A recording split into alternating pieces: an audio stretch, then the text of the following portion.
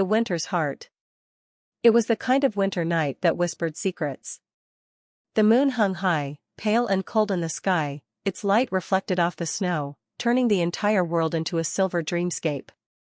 The air was sharp with the bite of frost, and each breath came out in a puff of mist, swirling around the village like a soft, silent fog. There was no wind, no rustling of the trees, only the quiet stillness of a world holding its breath. Lena sat in front of the fire in her small cottage, the warmth of the flames dancing in her tired eyes. She had always loved winter, how the world seemed to slow down, the way the snow made everything quieter, more peaceful.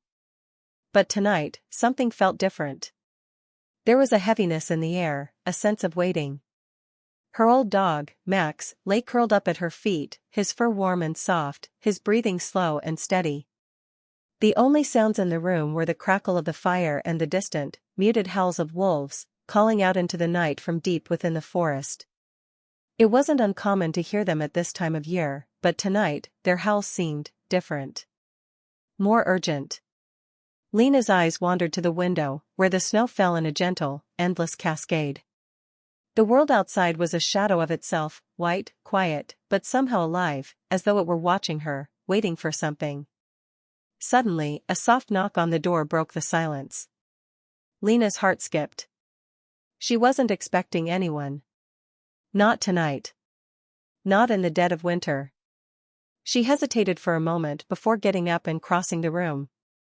When she opened the door, the cold air rushed in, stinging her face. There, standing in the doorway, was a figure cloaked in black, their face hidden beneath a hood. For a moment, Lena didn't know what to say. She didn't know who this person was, or how they had come to her door in the middle of the night. But then the figure spoke, their voice a low whisper that seemed to blend with the wind. "Please, I need shelter," the stranger said. "The night is too long, and the forest, it has changed." Lena stood frozen, her mind racing. She had heard the stories, old legends whispered by the elders, that on the coldest nights, when the moon was full and the winds were still, the spirits of the forest came alive, walking the earth in search of something. Some said they were lost souls, others said they were the keepers of the winter's heart. But who was this person?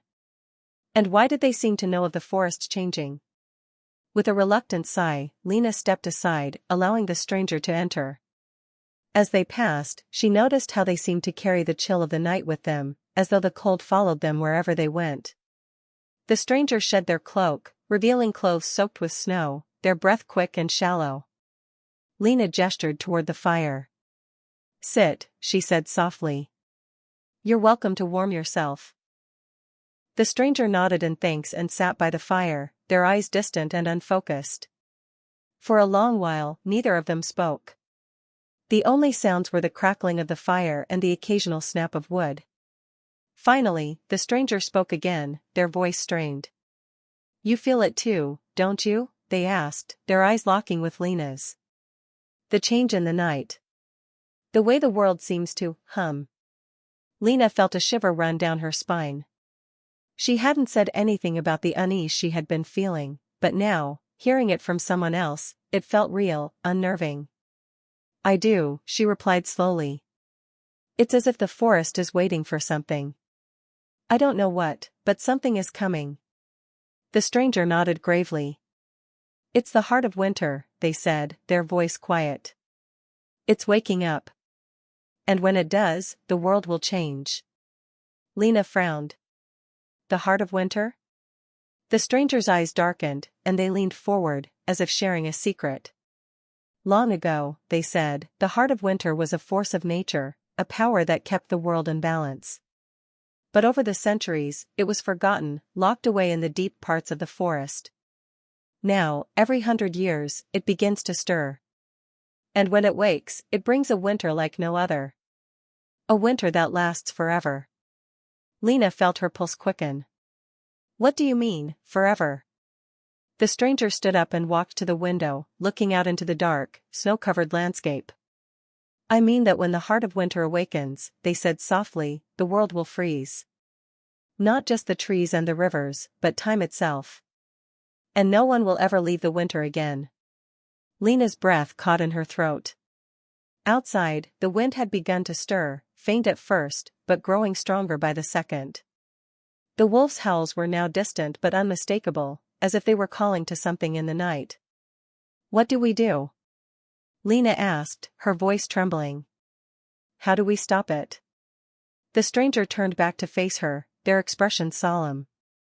"There's no stopping it." "But there is a choice," they said. "You can face it.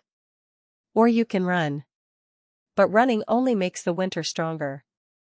Lena felt her chest tighten as the room seemed to grow colder, the fire in the hearth flickering in a way that made it seem like it was about to die out. She thought of the village, the people she loved, the warmth of summer that felt so far away. But then, something inside her shifted.